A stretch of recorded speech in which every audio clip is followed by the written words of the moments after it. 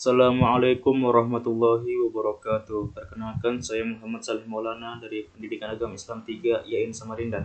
Di sini saya akan membahas tentang mahasiswa dalam memahami hakikat, fungsi, nilai moral, dan hukum dalam upaya mendapatkan keadilan, ketertiban, dan kesejahteraan masyarakat dalam perspektif Al-Quran. Hakikat, fungsi, nilai moral, dan hukum. Hakikat. Kata hakikat atau hakikat merupakan kata benda yang berasal dari bahasa Arab, yaitu dari kata al-haq. Dalam bahasa Indonesia yang menjadi kata pokok yaitu kata hak, yang berarti memiliki kata kepunyaan, kebenaran, atau yang benar-benar ada. Sedangkan secara etimologi, hakikat berarti inti sesuatu, puncak atau sumber dari segala sesuatu. Dapat disimpulkan bahwa hakikat adalah kalimat atau ungkapan yang digunakan untuk menunjukkan makna yang sebenarnya atau makna yang paling dasar dari segala sesuatu seperti benda, komunikasi, kondisi, dan pemikiran. Akan tetapi, ada beberapa yang menjadi ungkapan yang sudah sering digunakan dalam kondisi tertentu sehingga menjadi semacam konvensi. Hakikat seperti disebut sebagai hakikat secara adat kebiasaan. Nilai dapat diartikan sebagai sifat atau kualitas dari sesuatu yang bermanfaat bagi kehidupan manusia baik lahir maupun batin. Bagi manusia, nilai dijadikan sebagai landasan, alasan, atau motivasi dalam jika dan bertingkah laku, baik didasari maupun tidak. Moral adalah perbuatan tingkah laku seseorang dalam berinteraksi dengan manusia sehingga yang dilakukan seseorang itu sesuai dengan nilai rasa yang siap di masyarakat tersebut dan dapat diterima serta menyenangkan lingkungan masyarakatnya, maka orang itu akan mempunyai nilai moral yang baik. Jadi moral adalah tata aturan norma-norma yang bersifat abstrak yang pembantuan kehidupan manusia untuk melakukan perbuatan tertentu dan sebagai pengendali yang pembantuan manusia itu menjadikan manusia yang lebih baik lagi. Hukum merupakan sesuatu yang menyentuh kehidupan manusia sehari-hari. Hukum mengatur apa yang bisa dan apa yang tidak bisa mereka lakukan. Hukum juga digunakan untuk menyelesaikan perselisihan hukum dan pemerintah. Selanjutnya, keadilan, ketertiban, dan kesejahteraan. Keadilan. Disepakati bahwa manusia adalah makhluk sosial, adalah makhluk yang selalu berinteraksi dan membutuhkan bantuan dengan sesamanya. Untuk terciptanya keteraturan tersebut diperlukan aturan yang disebut oleh kita hukum. Hukum dalam masyarakat merupakan tuntutan mengingat bahwa kita tidak mungkin menggambarkan hidupnya manusia tanpa atau di luar masyarakat. Ketertiban. Mokhtar Kusumaja mengatakan bahwa ketertiban adalah tujuan pokok yang pertama dari segala hukum. Kebutuhan terhadap ketertiban ini merupakan syarat pokok fundamental bagi adanya suatu masyarakat yang teratur. Ketertiban sebagai tujuan utama hukum yang merupakan fakta objektif yang berlaku bagi segala masyarakat manusia dalam segala bentuknya.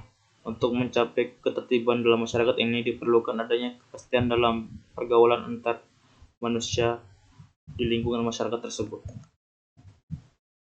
Kesejahteraan. Dalam istilah umum, sejahtera menunjukkan keadaan yang baik, kondisi manusia di mana orang-orangnya dalam keadaan makmur, sejahtera dalam keadaan lahir dan batin.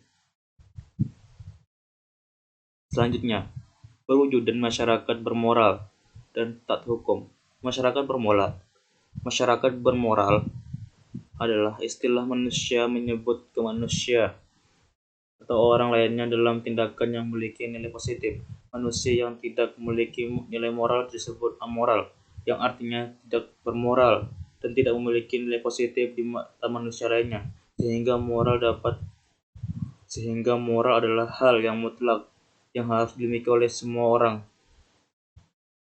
Moral secara eksplisit adalah hal-hal yang berhubungan dengan proses sosialisasi individu. Tanpa moral, manusia tidak bisa melakukan proses sosialisasi.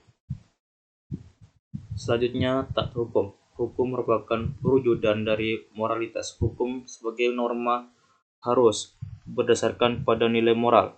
Problematika nilai, moral, dan hukum yang terjadi di masyarakat merupakan pelanggaran terhadap kode etik profesi, hilangnya nilai dan moral karena menyalahgunakan terhadap profesinya sendiri. Pelanggaran hukum di Indonesia, hukum dalam pengaplikasiannya belum berjalan dengan semestinya. Masih banyak pelanggaran-pelanggaran hukum yang terjadi dan belum ditindak sesuai dengan aturan-aturan hukum yang sebenarnya. Adapun problematika nilai moral dan hukum, seringkali pada keluarga yang broken home atau pada keluarga yang kedua orang tuanya bekerja berakibat pada penurunan intensitas hubungan antara anak dan orang tua.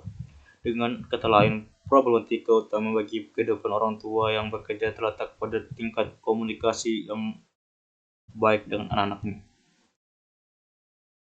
Selanjutnya, sebagian makhluk sosial adanya anak pastinya mempunyai teman atau pergaulan dengan teman yang lain di luar, akan mendapatkan informasi yang akhirnya dapat mengaruhi pemikirannya.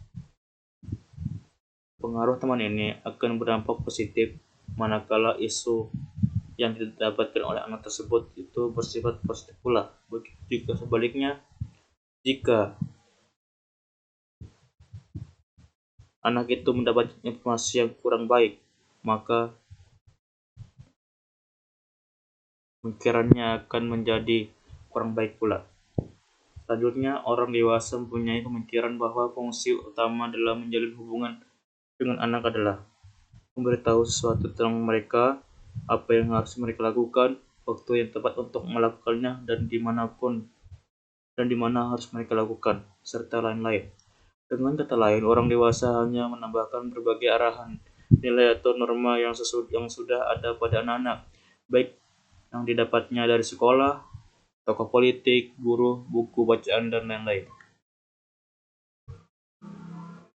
Problematika pengakuan hukum diartikan sebagai permasalahan yang timbul dari penegakan supremasi hukum di Indonesia yang memerlukan jawaban atas permasalahan tersebut. Permasalahan pengakuan hukum di Indonesia bukan hanya merupakan fenomena yang ada di permukaan saja, melainkan telah merasuki sumsum sistem hukum itu sendiri. Hukum di Indonesia tidak menjadi panglima, melainkan menjadi alat politik maupun alat kekuasaan.